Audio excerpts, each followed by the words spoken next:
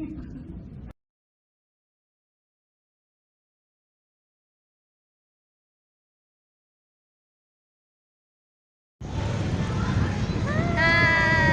We're here in the airport!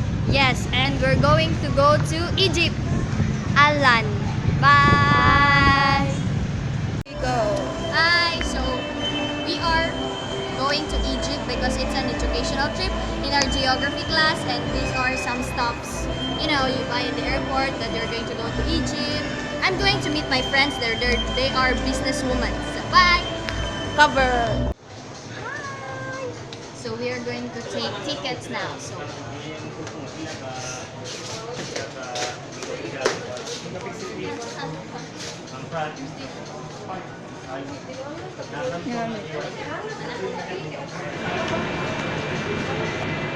I am now in the airport in Egypt, and I'm going to show you clips about their national anthem and their national prayer and everything. So please sit and watch. Thank you.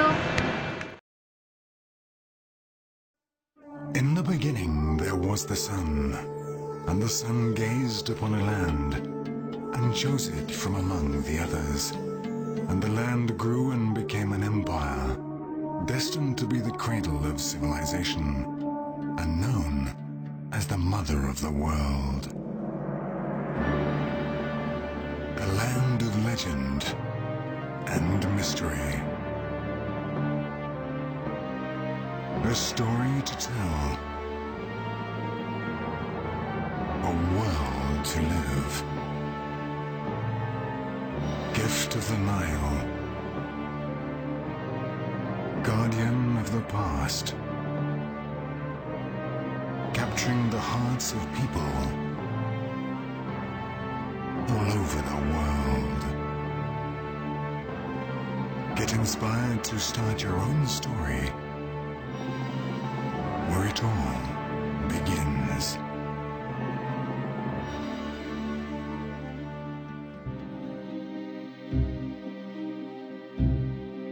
أبانا الذي في السماوات ليتقدس اسمك تكن مشيئتك كما في السماء كذلك على الأرض.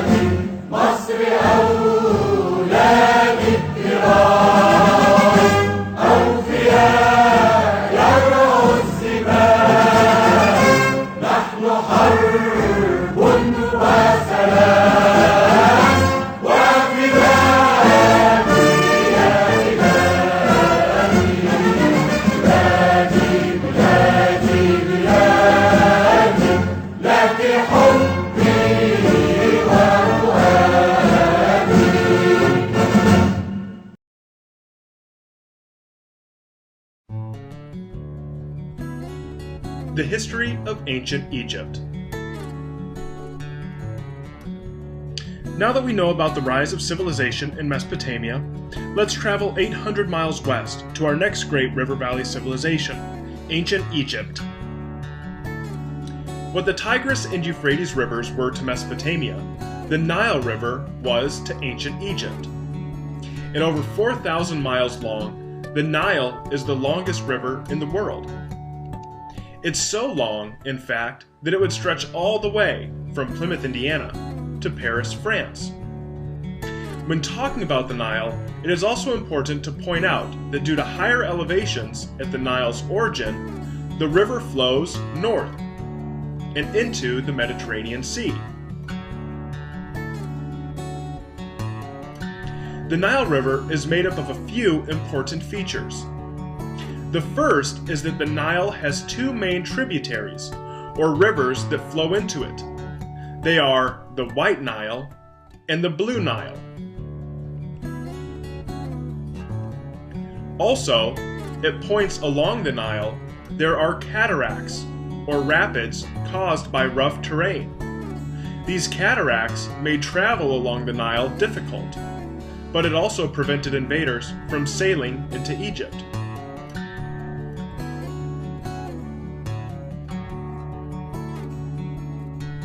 And lastly, the Nile divides into several branches near the Mediterranean Sea, forming a delta, a triangle-shaped area of land made from soil deposited by a river.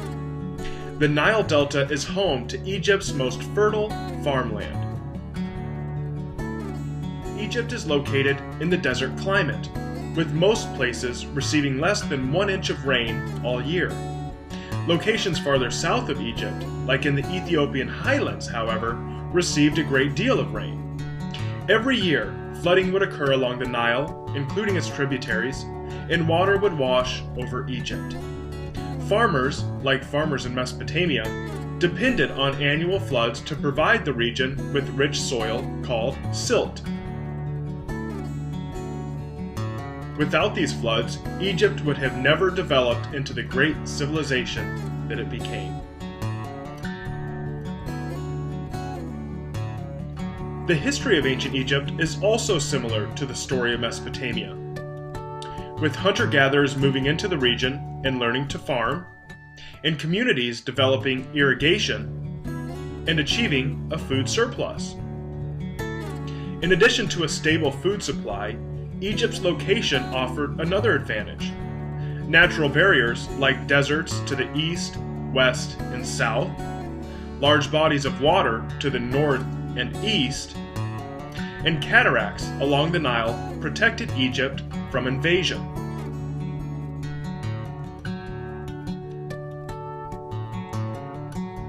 Over time, villages grew and banded together to create two kingdoms, Lower Egypt and Upper Egypt.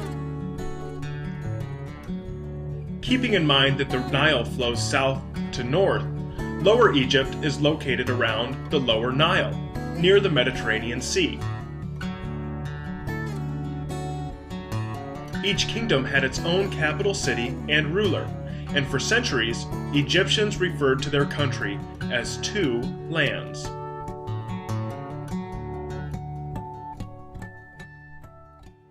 The two kingdoms of Egypt were eventually unified by King Menes, the man many historians consider to be Egypt's first pharaoh, or ruler. Menes also founded Egypt's first dynasty, or series of rulers from the same family. Under Menes, Egypt's government was a theocracy, a type of government ruled by religious leaders or a monarch, or in this case pharaoh, thought to be divine. Menes died at the age of 63, killed by either wild dogs, crocodiles, or a hippopotamus. Business etiquette. When negotiating with Egyptians, here are the proper etiquettes you should do. Business attire is formal and conservative. Dress well if you want to make a good impression. Women must be careful to cover themselves appropriately. Skirts and dresses should cover the knee, and sleeves should cover most of the arm. business cards are given without formal ritual. The social side of business is very important. Egyptians must know and like you to conduct business. Personal relationships are necessary for long-term business. Business is hierarchical. The highest ranking person makes decisions after obtaining group consensus. Meetings are generally not private unless there is a need to discuss matters confidentially. In general, Egyptians have an open door policy, even when they are in a meeting. This means you may experience frequent interruptions. Others may even wander into the room and start a different discussion. You may join in, but do not try to bring the topic back to the original discussion. So, these are the tips to help you out in Egypt. Mas salamat!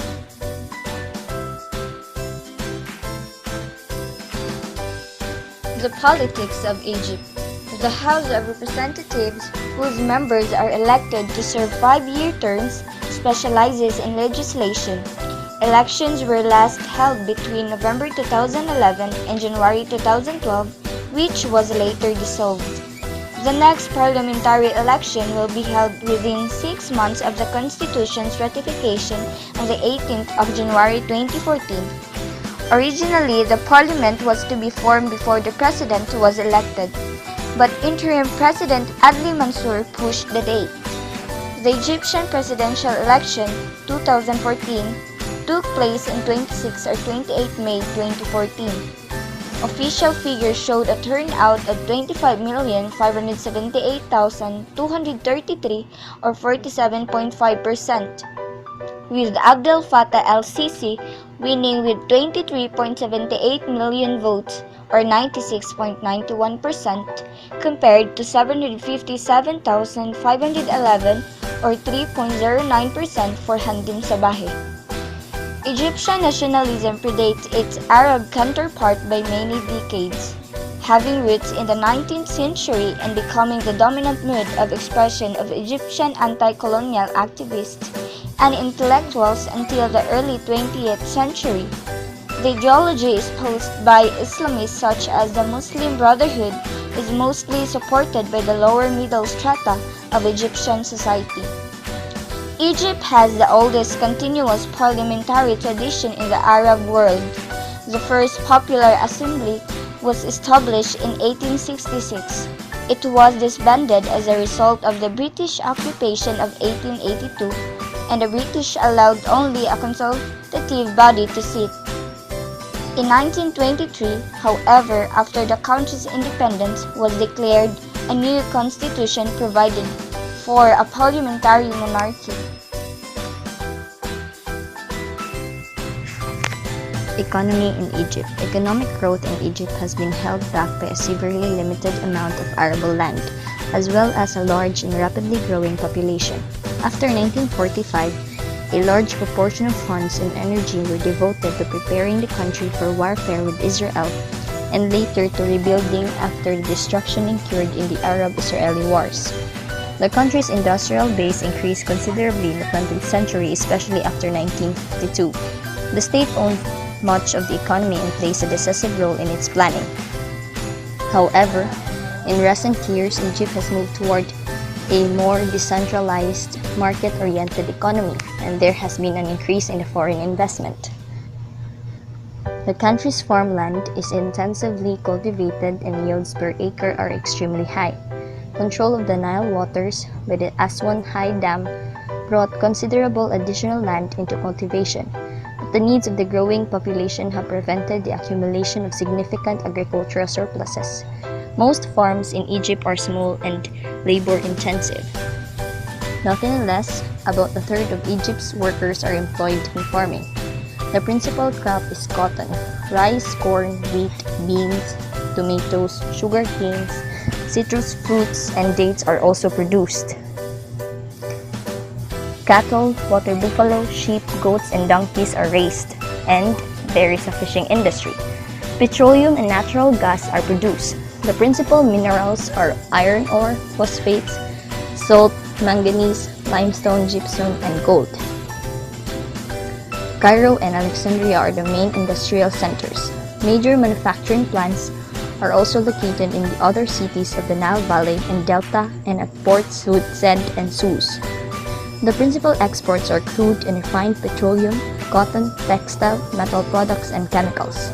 Leading imports include machinery and equipment, foodstuffs, chemicals, wood products, fuels, and consumer goods. The chief trade partners are the United States, Italy, Germany, France, and Saudi Arabia. Since the 1970s, billions of dollars in economic aid have poured into Egypt from the United States, Arab neighbors, and European nations.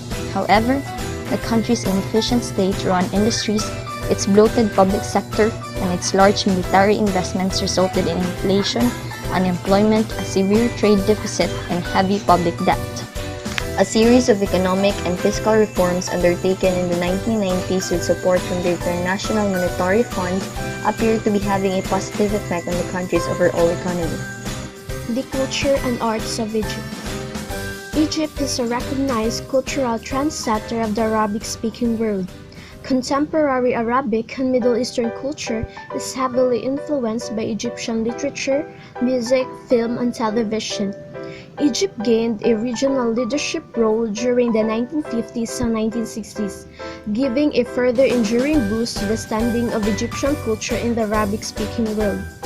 The Egyptians were one of the first major civilizations to codify design elements in art and architecture.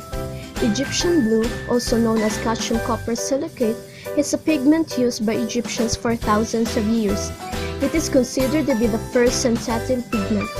The wall paintings done in the service of the pharaohs followed a rigid row of visual rules and meanings. Egyptian civilization is renowned for its colossal pyramids, temples, and monumental tombs. Well-known examples are the Pyramid of Djoser, designed by ancient architect and engineer Imhotep, the Sphinx, and the Temple of Abu Simbel. The literature and religion of Egypt. Egyptian literature traces its beginnings to ancient Egypt and is some of the earliest known literature.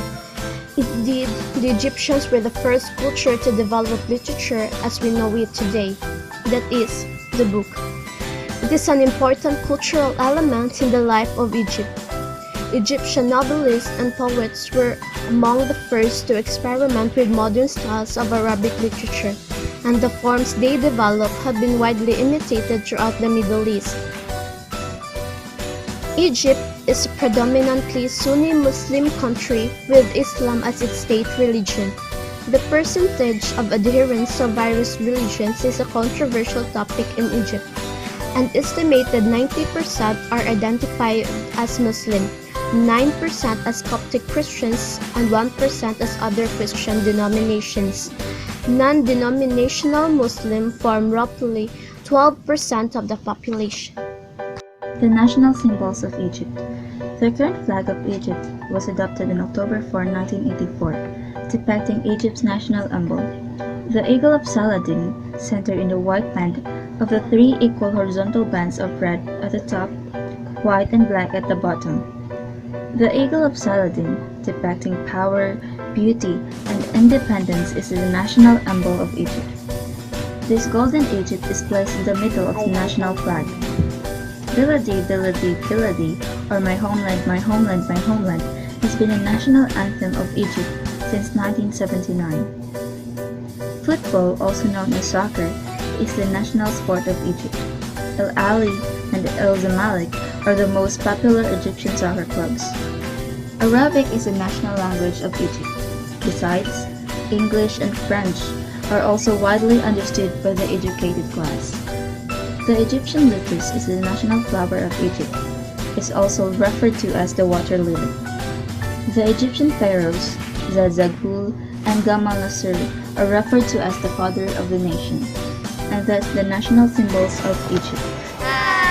So we're here in Egypt, so we need to taste all their delicacies. And the girl that you've seen there a while ago, will tour us here on Egypt. So and that's our friend in Egypt. Hi! Since we're here in Egypt, we're going to taste their shawarma. Shawarma! It is a C, not two.